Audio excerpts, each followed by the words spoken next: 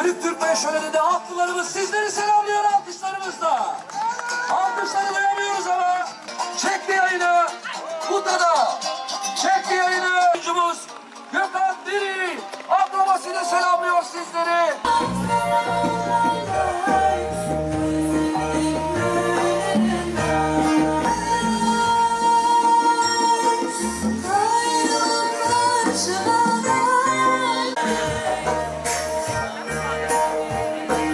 İstiyor bu sefer ya. Abi bir tane vereyim de herkes istiyor.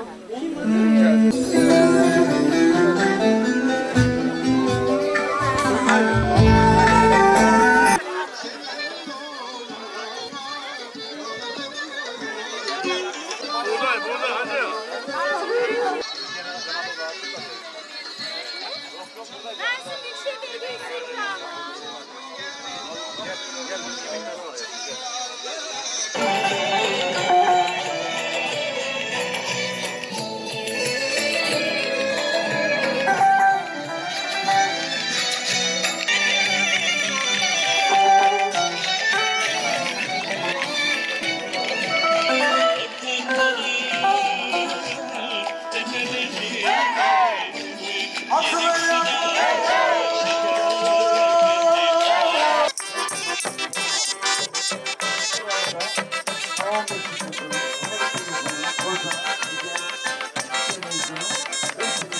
Bugündən çox məmnunam.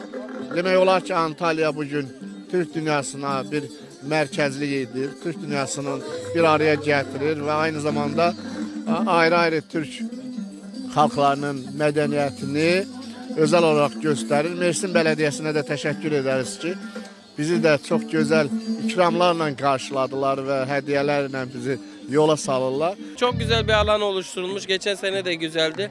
Bu sene de çok güzel bir alan oluşturuldu. Değişik illerden gelen katılımcılar, yörük dernekleri burada, belediyelerimiz burada. Aynı zamanda da 26 farklı ülkeden gelen yine yörük dernekleri burada.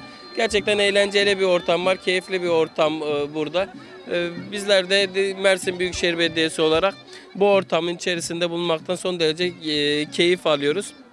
Aynı zamanda bu bölgede bize verilen alanlar içerisinde çok güzel bir yörük sergisi oluşturduk. O yörük sergisine de yoğun bir ilgi var. Sergimiz içerisinde de yine yörük kültürünü oluşturan, onların tanıtım materyallerinin bulunduğu gerçekten güzel bir alan oluşturduk.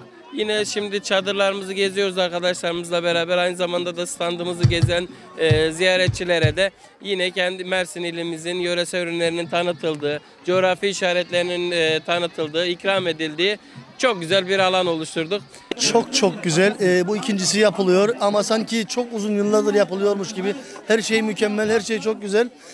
Sayın Başkanımıza çok teşekkür ediyoruz. Bu güzel hizmeti için, bu güzel geçmişi anlatan, geçmişi anımsatan bir olay çok güzel. Çok tebrik ediyoruz. Başarıların devamını diliyoruz. Burada bulunmamızın amacı Mersin Büyükşehir Belediyesi'nin temsilen buradayız. Sanatsal anlamında, kültürsel anlamında güzel bir şekilde tanıttığımızı düşünüyorum. Hem yöresel kıyafetlerimizle, hem oyunlarımızla, hem müziklerimizle, hem yöresel lezzetlerimizle çok güzel bir şekilde tanıttığımızı düşünüyorum. Ayrıyeten de Antalya Büyükşehir Belediyesi'ne çok teşekkür ediyoruz. Böyle organizasyonlarda bulundukları için, bizi buraya davet ettikleri için. Aslında böyle organizasyonlarının dünya çapında, Türkiye çapında her sene olması gerektiğini düşünüyorum. Kültürün zenginleşmesini, insanların kaynaşması için çok gerekli bir nokta olduğunu düşünüyorum. Antalya halkına çok teşekkür ediyorum. Bizi çok güzel bir şekilde ağırlıyorlar. Çok güzel bir şekilde izliyorlar.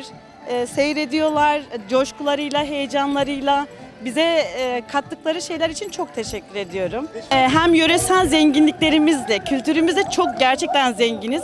Sadece bir yöreyle sınırlı değiliz.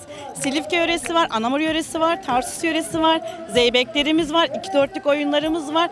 Yani çok zengin olduğumuzu düşündüğüm için, yani şu yöreyi oynayalım desek farklı bir şey görmüş oluyor insanlar. Daha çok ilgi gösteriyorlar bize. Bakış açıları da daha fazla farklılaşıyor. Ayrıyeten de standımız inanılmaz. Gerçekten en zengin standlardan biriyiz. Arkadaşlara sonsuz teşekkür ediyoruz. Burada bulunan emeği geçen tüm arkadaşlara çok teşekkür ederim. Çok güzel bir organizasyon ve bununla gurur duyuyorum. Mersin'de gurur duyuyorum. Belediye Başkanımız Vahap Bey'le gurur duyuyoruz. Güzel temsil ettiğimizi düşünüyoruz.